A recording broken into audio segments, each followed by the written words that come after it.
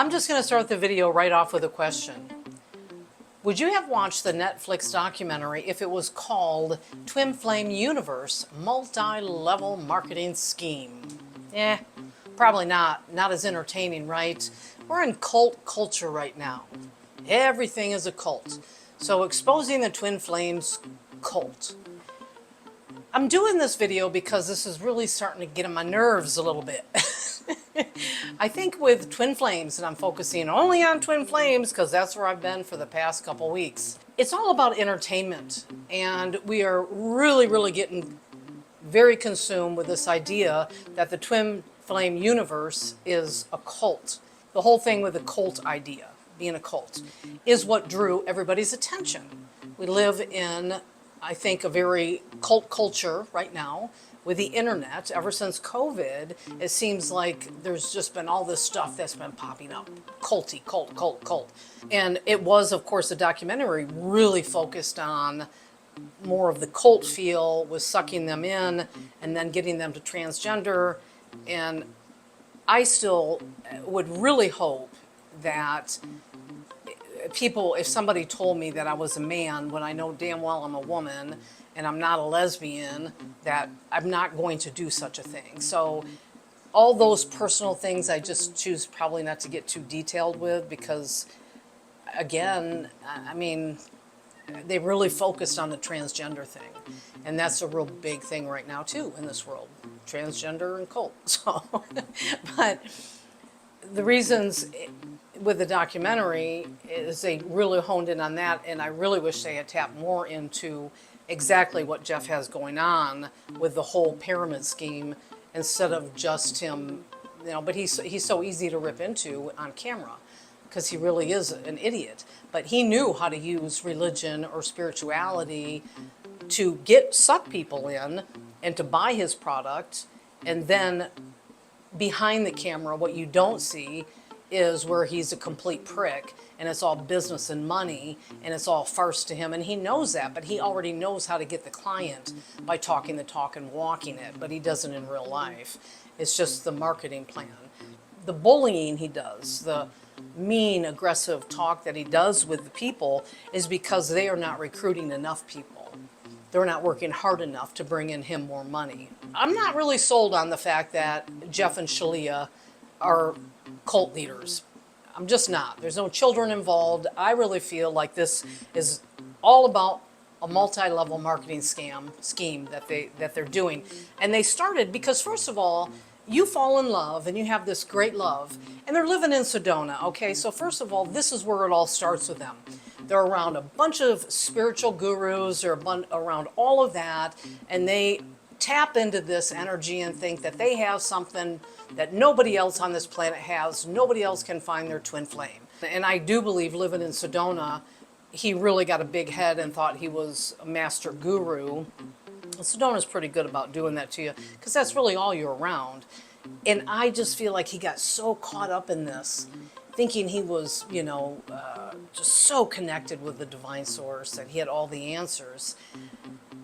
But he also saw he could make money doing this. And that was the bottom line for what their goal was to make the money. And that's how it starts. They go on YouTube, they do a bunch of cheeseball, low-end productions, and then they think it's so great they're going to sell it. And people get into it, and they buy it. So they're buying this product, which is not tangible. So these are just online courses, online things. Then now going into the Ascension Coach program, which we all know is a bunch of horseshit, right? So, but that's really where I think in the documentary you see, we call them victims, is, you know, these people made a choice to spend the money for what he had to offer.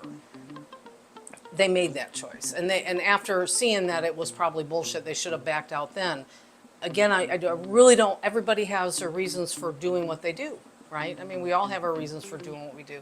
And a lot of this stuff, you know, you think of some of the spiritual teachers that, you know, and Mike and I have been through all this. You know, we have done it all. You know, back in Michigan, we got involved with Past Life Reader. And this is another thing. In Michigan, Mike and I both went to this reader separately.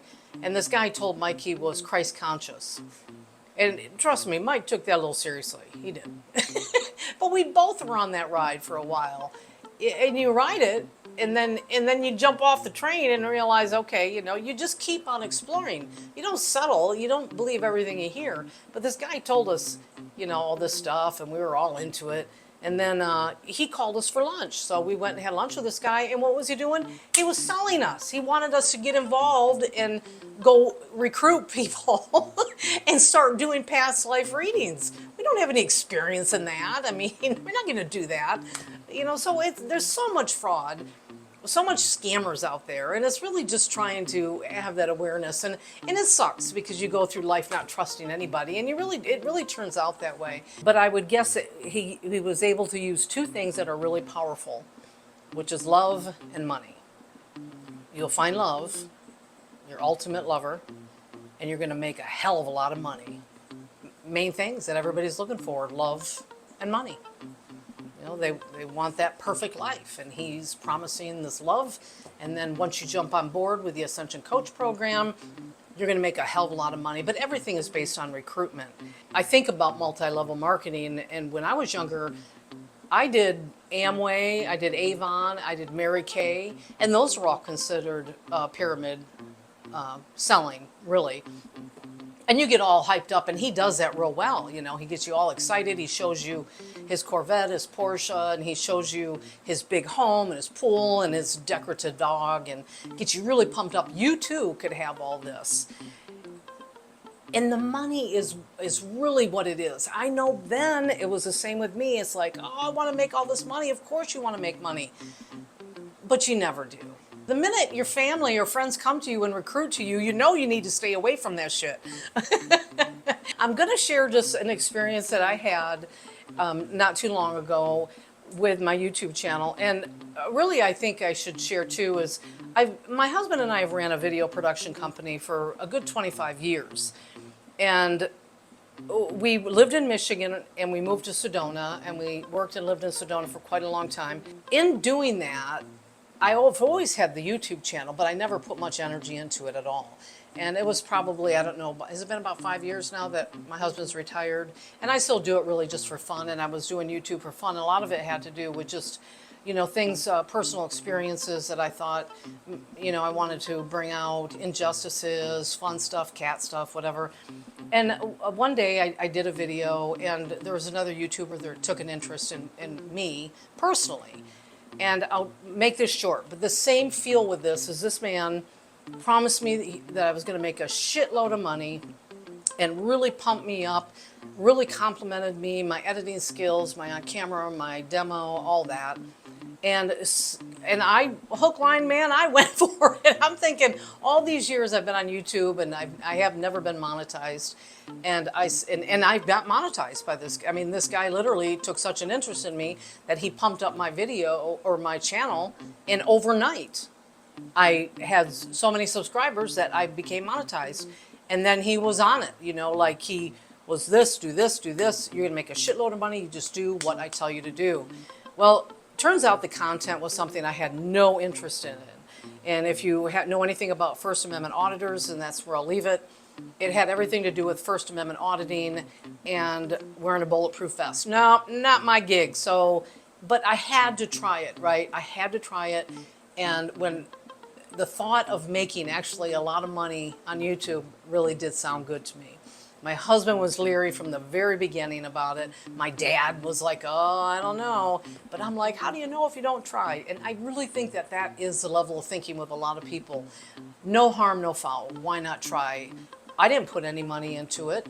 I mean, I didn't. I mean, YouTube, it was all, nothing. But it was more about, what I was being told to do, that I just could not do it. And I refused it. And when I told this man that I no longer wanted to be a part of his team, as he called me, I was a part of the team, at first it was like, that's fine, you're not going to hurt my feelings, just tell me why. And the minute I told him that I really had no interest in wearing a bulletproof vest and going out and harassing cops, then the harassment started. I mean, he's threatened to sue me, to take away my livelihood, take away everything, called me names, called me Karen, just really belittled me and really did all that. And when I stepped away from that, and I wanted to call it a cult right away, but it wasn't a cult.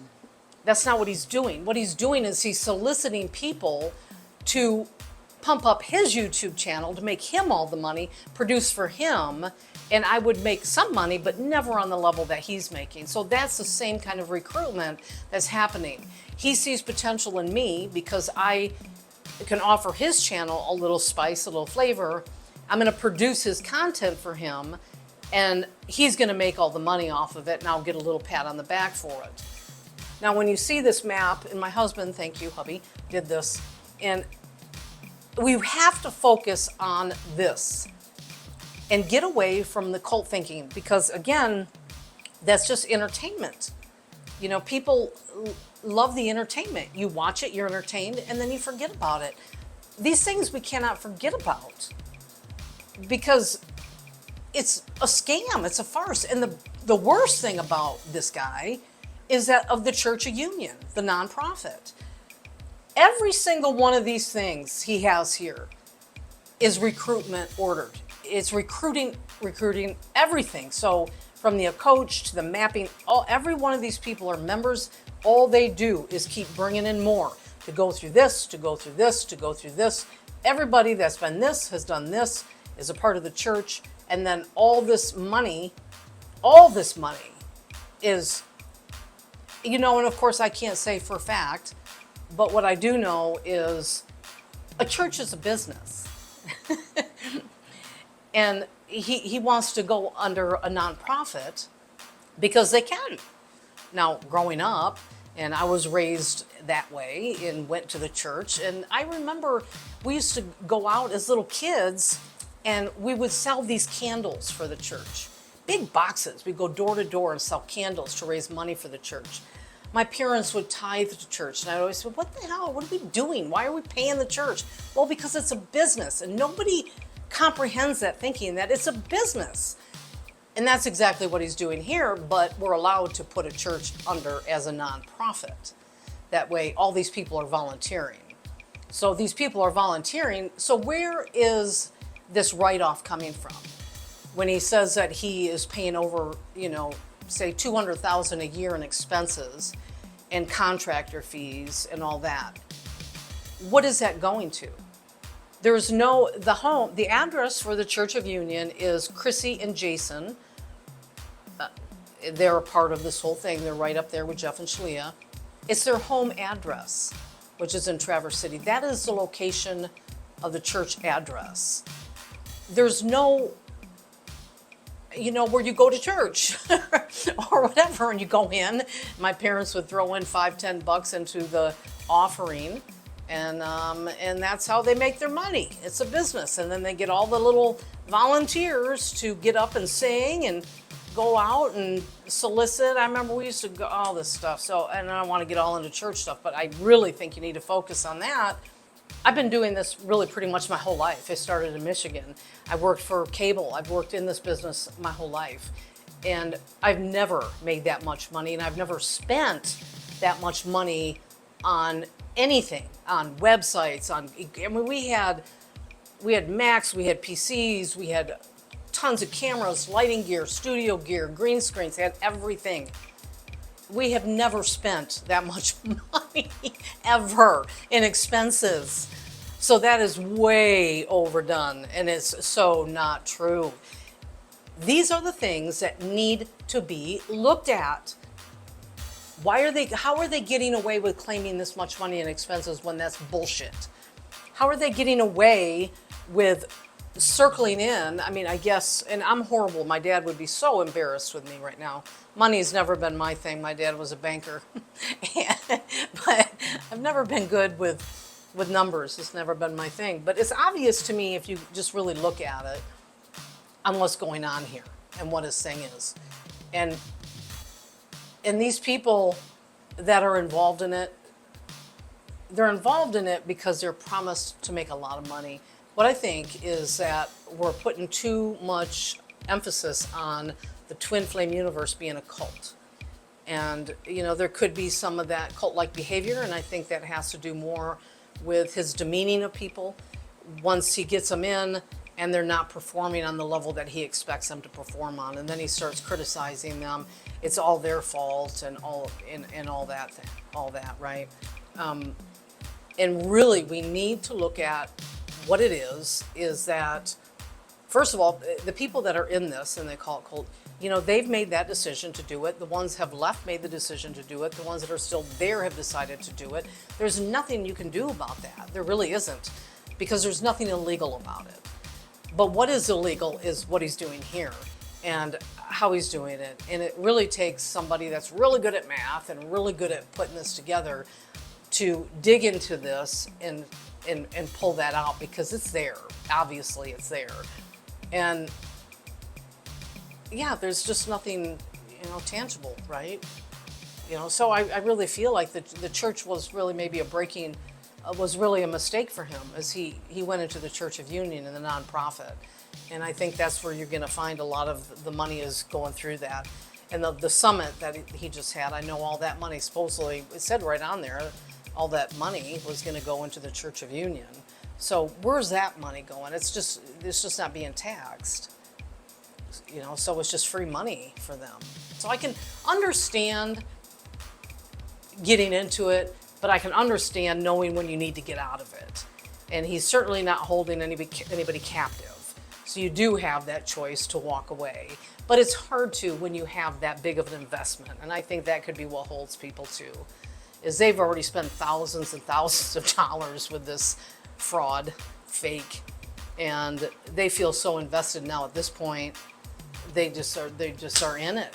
They keep thinking, he'll keep promising. He doesn't want to lose them. If he loses them, they'll end up on another documentary. I like to see one more like that, like a multi-level. But nobody takes it. It's not as appealing. It's not as entertaining. I mean, throw the word cult in there and everybody's watching it. Everybody is watching it. That's all it is. So Jeff hooks you in with this promise of love, and then gets you in even deeper with promises of money, love and money. That's what he's doing.